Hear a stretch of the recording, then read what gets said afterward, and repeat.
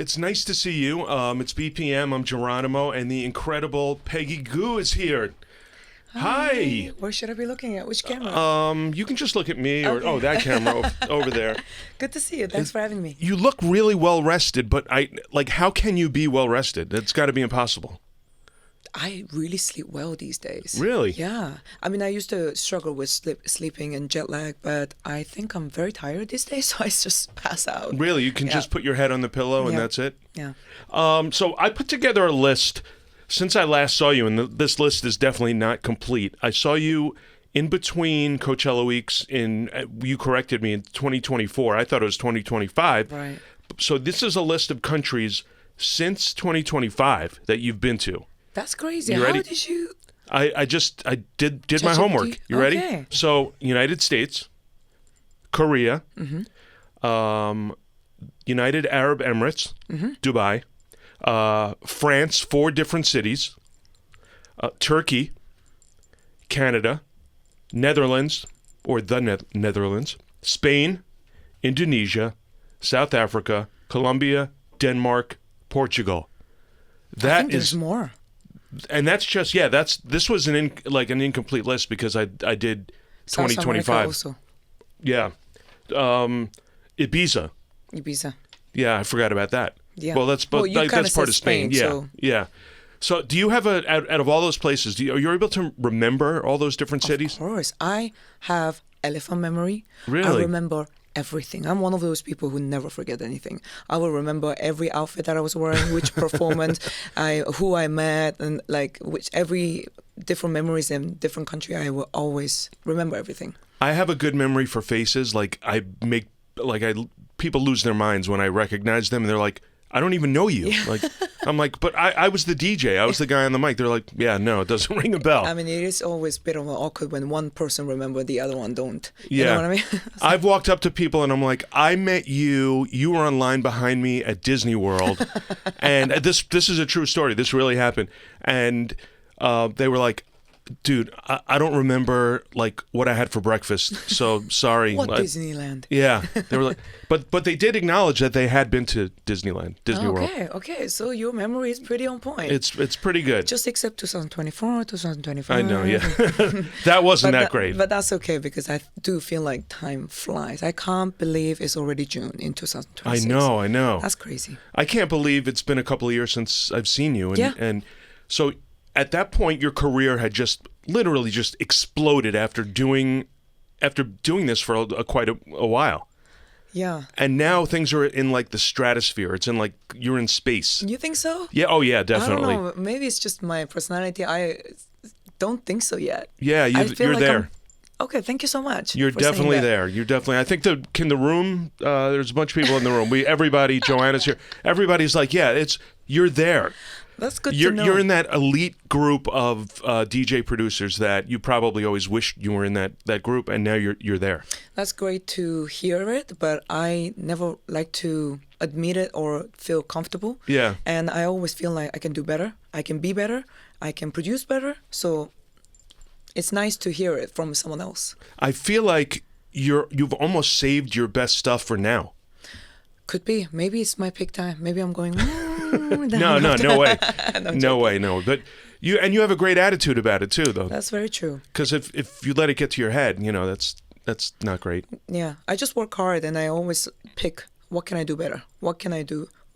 How can I be better? What can I do better? Even every set that I play, I look back, I was like, that was a great show. But I never want to feel comfortable. And I was like, I did great. I'm the man. No, never had that attitude. I always think about what can I do better next time. Do you ever go back, just not only in your head, but do you go back and watch video of yourself and I could have done this better? Maybe I should have stood on the decks and waved. And maybe I shouldn't have said, make some noise. Many times I was like, I could have said something better than that, Miami, can you hear me? Oh, why did I say that? Oh my God. I always think it's a cheesy thing to do, but some show you need it. Right? Yeah. And what else can you say? They like to be shouted at. So whatever you say, they're like, make some noise, yes. Maybe you can, let's plan this out. Maybe you could say something totally insane and see what the crowd does. Just... You guys suck. How about, everybody, sit down. Sit. Everybody just sit down. They will sit down. Yeah. Yeah. They will. If you were to tell me to sit down and I'm sitting, I'd probably get out of my chair and just And sit on the floor. So, talking about saving the best for now, you did this. How did the Madonna remix come about? Because that was really big. It's like two huge women in the music scene getting together. This was like in like superheroes getting together. Who isn't Madonna fan? Right. She is one of the artists that I really look up to, and I've been a fan for a long time. And when I heard about her album that's gonna be released based on electronic music, and they reached out to me, and I was like, "There's only one Madonna." Yeah. So I can't say no. And I actually made the two versions. One was a bit more Patrick Coyley inspired vibe disco, and the other one was more breakbeat version. They liked the other one. And so I did that, and I was pretty happy with the outcome, and it seems like it's growing. Have the one that they didn't choose, do you play that out? No. Oh, you don't? No. I did ask them, can I release on record? Maybe you can Still didn't get the wink. answer. Maybe you can, and you had nothing to do with it. A guy named Geronimo somehow got Told it me on a to do USB. I would love to hear what that sounds like, because like your work is amazing. It's very different to what you heard. It's giving like last song of the set. Oh, If this song, the remix that I have is like peak time tune, I would say the breakbeat version is like the last song I will play on my set. And I met her in May. That was quite iconic. I love her. She's so sweet, and I actually like her even more after meeting her. I believe that her album is coming out on my birthday, 3rd of July. oh wow. Yeah, I was like, wow, meant to be. That's a big day. Big day here in the Big day. States too, because it starts a holiday weekend. Yeah, that's why none of my U.S. Friends never come to my birthday. Oh no.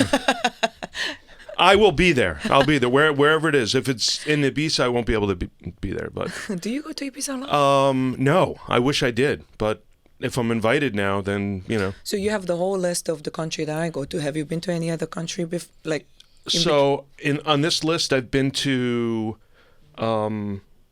one. No, I've been to Spain, Canada, Netherlands, and that's it. That's kind of sad.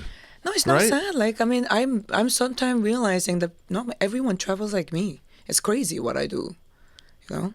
Yeah, but it's It's part extreme. of yeah. It's is part it? of my job, and it's part of I gotta travel to work. Yeah. A lot of people don't. Have you found a place where you've traveled to and you're like, I think this is it. This is where I'm gonna stay. Not yet. That changes every year. But I did love Madrid this year.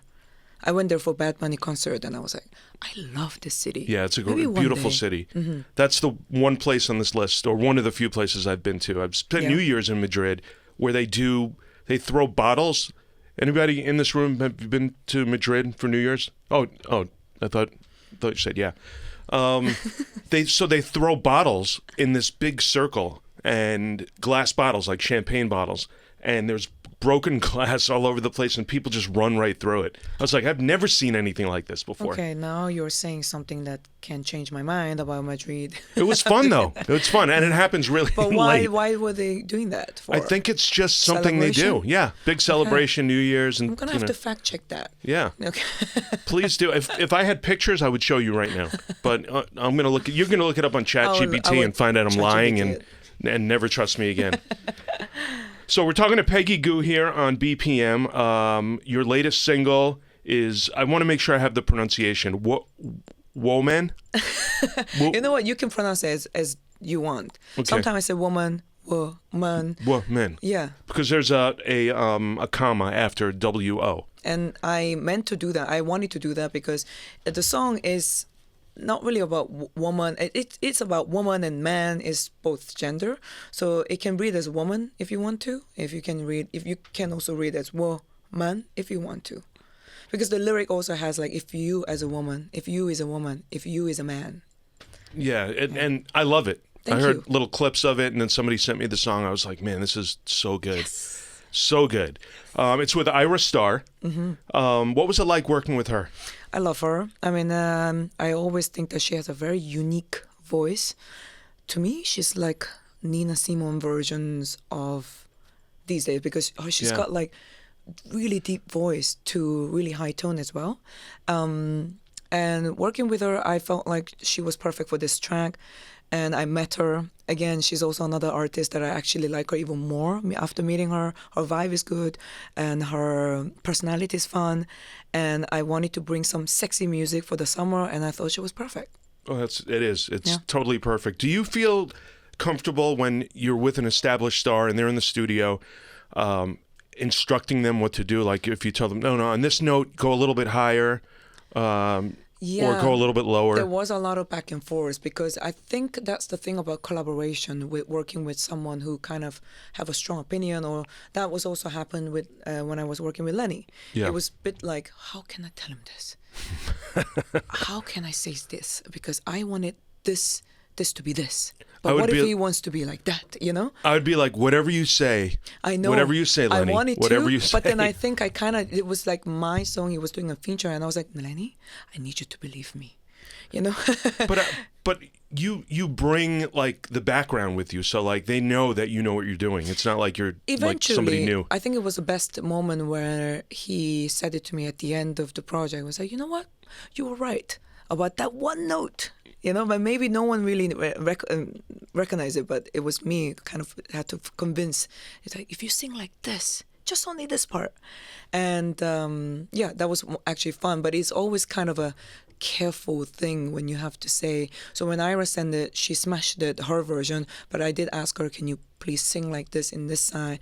And eventually, most important thing is that we both are happy with the outcome, and we both had the intention this to be really good. So I think that worked. I would be really nervous, specifically with Madonna and Lenny Kravitz, like to try to instruct them what to do. And just the fact that means you have confidence, you know, that's great. Yeah, confident on what I do. Yeah. But if it was their art, I think I would have been a little less with that. But it was my art, and I kind of had exactly idea what I wanted.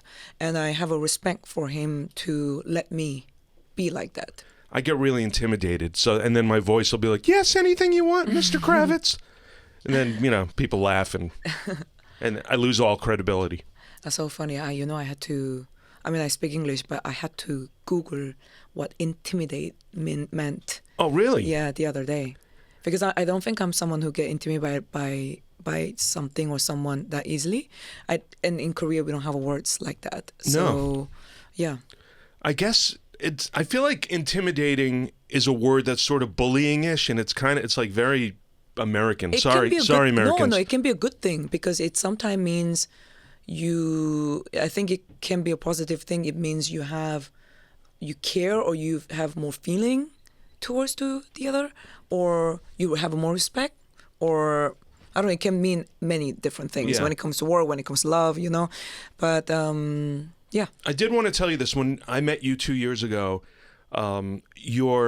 your English was great then, and I knew that you were kind of unsure of yourself then. Not perfect. It is so good now. Oh, you're crushing it. It is great. So thank you so much. So from this point forward, you have nothing to worry about, because you speak it better than I do. No, I think a lot of grammar, I do a lot of things wrong, like plural, singular, and some of my sentence doesn't really make sense. But I think the way I say it, as long as you understand it, I think that's what it matters. I do, and you're making plenty of sense. You make more sense than I do. So we talked about can we talk about Midnight Lobster Club? This is your new initiative. This is your residency in Ibiza, right? No, it's not a residency. It's like a new concept I come up with this year. I wanted to create something new, different concept. I wanted to invest on my show. I wanted to create something more fun for people to memorize. And I come up with the concept I was choosing. I think choosing name is the most difficult thing, by the way. And a lot of people knew that my love for giraffe for a long time, and then as soon as I release a song called Lobster Telephone, people would start bringing lobsters to me. So I was like, I want to do something with lobster, and I thought I come up with the name Midnight Lobster Club, and then concept designing with my team, and then yes, the first one was in New York, and the second one was in Ibiza. The third one is going to be in London. Oh wow! So it's not really a residency thing, but it moves. If it's my headline show, I would say Midnight Lobster Club is my headline show. For the full design, was that all your you're making? Yeah, we did it. I did it with the team, but Yeah. I just wanted to create something like club in the club, and feel a little cozy, and I wanted to make a little bit like a movie set. But the London one is going to be a little bit different because it's outdoor. So it's not really about the set. I think it's the concept. So the London one is outdoor. The promoter told us do not block the view because that's the best thing. So I have to come up with a concept that doesn't block the view, but there will be different kind of lobster. It's hard to not block the view because, I mean, when you think bigger than life, you sort of want to block the view. I mean, What do you mean? like if you like best example is I saw I'm Sweden. talking about the views outside the where Oh, the venue okay. is. All right. The venue has a beautiful rivers, and it's called Naval College. They told me not to put a screen because people like to dance and watch the view. Oh yeah, That's all what right. I meant. That I get. That I get. This was the first time I didn't understand you. There's a first. I'm so confused. There's a first for everything. So what do you have planned for this summer? I mean, my summer is kind of done already. Like, Don't say that. no, as in like my schedule is Oh, done. yeah. Like, but my life is crazy. One day I get something last minute, and this New York one was also. I'm in New York, and I didn't know I was gonna be in New York in May. Sometimes things happen in the very last minute, but when it comes to my show, everything is kind of done. Looking forward to go to places like Ibiza, Mykonos, Saint-Tropez, Paris. Show I'm looking forward to London, and yeah. I know every once in a while you'll post up pictures of yourself on Instagram, enjoying the places that you've been to. Yeah. I mean, do you get like, especially Saint-Tropez and these places that are idyllic? They're beautiful. You can't even paint a picture. It's just so beautiful. It's true. It's one of those places I realize everything I take a pictures of, I was like, "Ugh, the phone doesn't do anything. You Yeah. know? I might as well just watch it one more time with my eyes. But it's nice to have the image. But you're right about that. There's nothing like the real experience, Yeah. the wind blowing, or just the smell Yeah. in the air. Yeah. Out of all those beach places, do you have a favorite?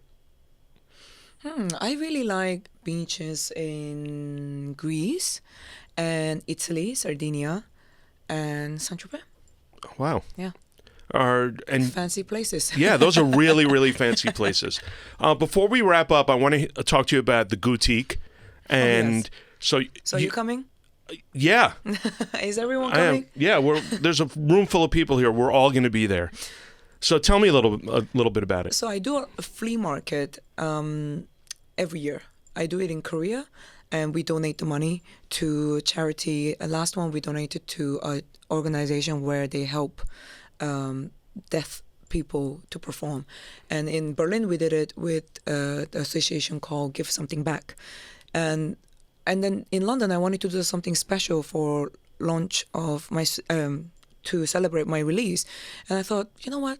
Instead of doing flea market, what about if I just donate my items that I don't wear? I would rather my supporter to wear them, and it means something to them. So I packed over 200 items that belongs to me. Includes clothes, bags, shoes, accessories, sunglasses. Everything is mine. And those are all you wore them. Yeah, well, some of them are new. yeah. Most of them are worn, and I wanted to give my supporter a gift. Especially London is a kind of special city for me, where I kind of started what I'm doing, and so I wanted to do that. Do you almost consider London like a second home? Yeah, because I grew up there. A lot of people don't know that I grew up in Croydon, which is in London, and I did my GCSE A-level there, and I went to university in London. And a lot of people also don't know that I actually lived there during summer. And yeah, London is a special city for me, so I wanted to do something there. We could have a part 2 of this interview where I want to talk. I've been obsessed with British murder mysteries. They're so like true crime. Okay. Do you watch any true crime? Of course, all the things. One of my favorite things. Yeah. If anyone watch, what do you watch on the Netflix on the flight? Oh, I watch man. crime thing always. I just watched. Doesn't sound right, but. I just watched. Should I Marry a Murderer? Have you seen that one? I'm gonna download it right now. Yeah. Someone in the room Make a note, please. It's crazy. It's Yeah. I just watched it last night. 3 episodes. It's insane. It's like, I don't know if you do this, but this is what I do. When I watch these shows, I start realizing I don't have it so bad. Yeah. Like when I'm I not see that bad. some of these people, it's just insane what It is. happens. It's crazy. I watched Mother Instinct recently. Oh, I saw that too. Oh, that was brutal. Yeah, we're not that bad. Yeah. That's actually one of the ones that made me think, life's pretty good. Yeah. My God, that's not quite dark. I don't want to end the interview like this. You don't? Let's end the interview with something positive. Oh, no? okay. Yeah. Yeah. We want to talk about some crime. I and some love messed crime. up- I love crime. Me too. Not real crime, but I love watching it. Yeah, on me TV. too. Me too. So are there any, we're going to switch over to something a little bit more positive before we wrap up. We're talking to Peggy Gou on BPM. And again, thank you so much for making time and coming in. I want you to think of like this place as your New York home. Third home. Yeah. After London. We have studios and you can come up and DJ and whatever you want. It's all yours. That's funny. My team was asking, what's your favorite city? I did say New York is one of my Yeah. favorite cities. You know, it feels like U.S. in general was a kind of a difficult place for me in the very beginning of my career to break through. Every time I come here for the show, I didn't really feel like they don't know me. They're not here for my music. I don't think I am important here, but at the same time it kind of grew and more show. It didn't mean I didn't stop coming here, and then I felt like the fan grew with me here, and the people who were in maybe 2018 or 2017 or 16, they are the ones still comes to my show, and I felt like the US fan kind of grew with me. I don't know if it makes sense. No, yeah, definitely. We're a little bit slow to catch on here in America. No, that's true. Like even yesterday, I was DJing at this Meta event, and I really did not expect that, and I felt really like, wow, I feel loved here now. You know, people know you. And the other thing is, there's like, I've learned doing this radio thing that there's like a small segment of the total population that goes out to clubs and goes to festivals, and sometimes we think everybody does it, but once you start realizing that the audience is growing and there's a lot of people that love you. Yeah, I'm very grateful for that, and I experience that is quite special. Yeah. Well, best description of you. Thank you so much for coming up. The great Peggy Gou on BPM, and I can't wait to see you again. We'll talk more about travels and Thank you. And crime. Thank you. No, sorry. Thank you for having me.